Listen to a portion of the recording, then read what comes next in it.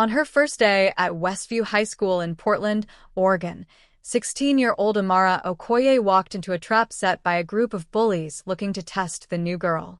They thought they'd picked an easy target, but within a minute, Amara turned the tables in a way that left them begging for mercy and stunned the entire school.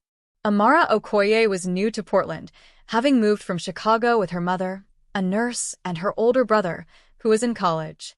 Her family had relocated for her mother's job at a local hospital, and Amara was starting junior year at Westview, a large public school known for its strong academics, but also its cliques. Amara was quiet but observant, with a knack for reading people. She'd faced challenges before. Growing up as a Nigerian American in a tough Chicago neighborhood had taught her to stay sharp and stand her ground. That Monday morning, Amara arrived at Westview early, her schedule in hand. She was used to being the new kid, having switched schools twice before due to her mother's career. She kept her head up, ignoring the curious glances from other students. By third period, word had spread about the new girl, and a group of seniors saw an opportunity to assert their dominance. The group was led by Kyle Brennan, a 17-year-old known for his sharp tongue and ability to intimidate without throwing a punch. Kyle ran with 3 friends, Jake, Mia, and Tyler, who followed his lead, eager to maintain their status as the school's untouchables. They'd built a reputation for targeting newcomers, testing them with pranks or verbal jabs to see who'd break. Amara, with her calm demeanor and unfamiliar face, seemed like the perfect mark. It happened during lunch in the school's outdoor courtyard. Amara was sitting alone at a picnic table, eating a sandwich and reviewing her chemistry notes. Kyle and his crew approached, their laughter loud enough to draw attention from nearby tables. Kyle plopped down across from her, his grin more predatory than friendly. "Yo, new girl," he said, his voice carrying. "What's your deal? You think you're too good to talk to anybody?" Amara looked up, her expression neutral. She'd dealt with guys like Kyle before, loud, insecure, needing an audience. "I'm eating," she said simply. "You need something?" Kyle's grin widened, sensing a challenge. His friends snickered, egging him on. "Oh, she's got an attitude," he said. "That you're lost without your big city friends. Huh? Chicago, right? Heard you're from some rough neighborhood. You tough or just faking it?" Amara didn't bite. She closed her notebook and met his gaze. "I'm here to learn, not play games. You done?" The crowd around them grew, students sensing drama. Mia, leaning against the table, chimed in. "Girl, you need to chill. Kyle's just being friendly. Don't make this weird." Amara raised an eyebrow. "Friendly? He's trying to start something. I'm not interested." Kyle's face hardened. He wasn't used to being dismissed, especially not in front of his crew. He leaned forward, lowering his voice. "You're gonna learn how things work here," he said. "Nobody talks to me like that." Before Amara could respond, Jake reached over and snatched her notebook, tossing it to Tyler. "Let's see what the new girl's writing," Jake said, laughing. Tyler flipped through the pages, pretending to read aloud in a mocking tone. "Oh, look, chemistry notes. Nerd alert." The crowd laughed, but Amara's calm didn't waver. She stood, her movements deliberate. "Give it back," she said, her voice firm but not loud. Tyler dangled the notebook, out of reach. "Come get it," he taunted. That was their mistake. In less than a minute, everything changed. Amara didn't raise her voice or lose her cool. She stepped toward Tyler, her eyes locked on his. "Last chance," she said. "Hand it over." Tyler smirked, tossing the notebook back to Jake. But Amara was ready. She'd spent years in Chicago learning self-defense from her older brother, a former wrestler who'd taught her how to handle herself without escalating a fight. She moved quickly, stepping between Jake and Tyler, grabbing the notebook midair with one hand while using her foot to nudge Jake's ankle just enough to throw him off balance. He stumbled, catching himself on the table, his face red with embarrassment. The crowd gasped. Kyle stood, his bravado faltering. "You think you're slick?" he said, stepping closer. "You're gonna regret that." Amara didn't back down. She tucked the notebook under her arm and faced him. "You started this," she said. "I'm ending it. Walk away, or this gets worse for you." Mia laughed nervously, trying to defuse the tension. Kyle, she's not worth it. Let's go. But Kyle wasn't backing down, not yet. He grabbed Amara's backpack from the table, unzipping it and dumping her books onto the ground. Pens and paper scattered, drawing more laughs from the crowd. Oops, he said, smirking. Clumsy me. Amara's eyes narrowed, but her voice stayed steady. You're making a big mistake, she said. Pick up my stuff. Now. Kyle crossed his arms, defiant. Make me. That was all Amara needed. She didn't throw a punch or raise her voice. Instead, she used a technique her brother had drilled into her, redirection. When Kyle reached to push her shoulder, she sidestepped, grabbing his wrist and twisting it just enough to make him wince. Using his momentum, she guided him down to one knee, her grip firm but controlled. The move was so smooth it looked effortless, but Kyle's face contorted in pain. Pick it up, Amara said, her tone leaving no room for argument. Jake and Tyler moved to step in, but Amara's glare stopped them cold. Try it, she said. I've got enough for all of you. The courtyard was silent now, the crowd holding its breath.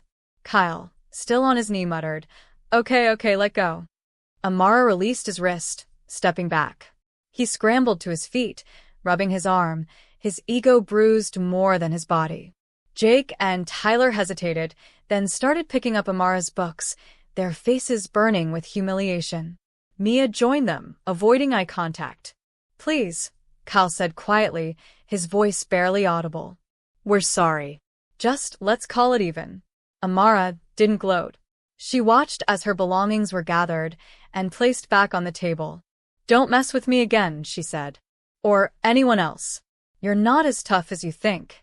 She sat down, opened her notebook, and resumed eating as if nothing had happened. The crowd dispersed, buzzing with whispers. Phones were already out, videos of the encounter spreading across group chats and social media. By the end of lunch, Amara's name was on everyone's lips. Kyle and his crew slunk away, their status shaken.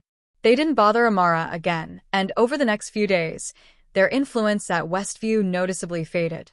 Other students, once wary of them, started pushing back against their usual taunts. The incident had shifted something in the school's social scene, a reminder that power wasn't guaranteed. Amara didn't seek the attention, but it found her. By afternoon, her chemistry teacher, Ms. Larson, had heard about the incident and pulled her aside. I heard what happened at lunch, Ms. Larson said. You okay? I'm fine, Amara replied. They started it. I finished it. Ms. Larson nodded, impressed. You handled it well, but be careful. Not everyone's going to like what you did. Amara shrugged. I'm not here to make them like me. The school administration got wind of the incident by the next day. Principal Rivera called Amara, Kyle, and the others to her office. She'd reviewed the security footage and spoken to witnesses. Kyle tried to spin it, claiming it was a misunderstanding and Amara had attacked him. Amara stayed calm, recounting the events without exaggeration. They took my stuff and tried to push me around, she said. I defended myself. Nothing more. The footage backed her up. Principal Rivera gave Kyle and his friends a 3-day in-school suspension and required them to attend a conflict resolution workshop.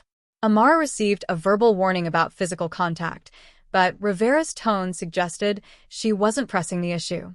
You've got a strong head on your shoulders, Rivera told her privately. Use it wisely. Amara's mother, Nia, heard about it from a coworker whose kid went to Westview. That evening, she sat Amara down at their kitchen table. You didn't start trouble, Nia said, but you sure finished it. I'm proud of you for standing up for yourself, but don't go looking for fights. I won't, Amara promised. But I'm not going to let people walk over me, either. Nia nodded, a small smile forming. That's my girl. The story of Amara's first day didn't fade quickly.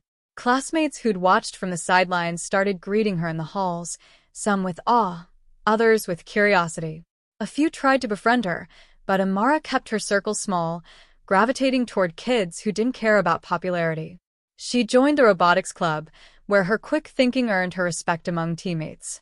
Kyle's crew never recovered their old swagger. Kyle kept his head down, avoiding Amara's gaze in the hallways. Jake and Tyler followed suit, their usual bravado gone. Mia distanced herself from the group, later apologizing to Amara in private. "I didn't know it would go that far," Mia said. "I'm sorry."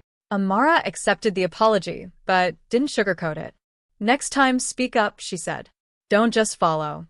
The videos from that day circulated for weeks, with captions like, "New girl owns Bullies and don't mess with her." Amara didn't watch them, she didn't need to. She'd made her point. Other students, especially younger ones who'd been targeted by bullies, started standing taller. A freshman named Eli approached her one day, thanking her. "I used to be scared of Kyle," he said. "Now I'm not." "Good," Amara said. "You shouldn't be." Amara settled into Westview, her reputation as the girl who humbled the bullies following her.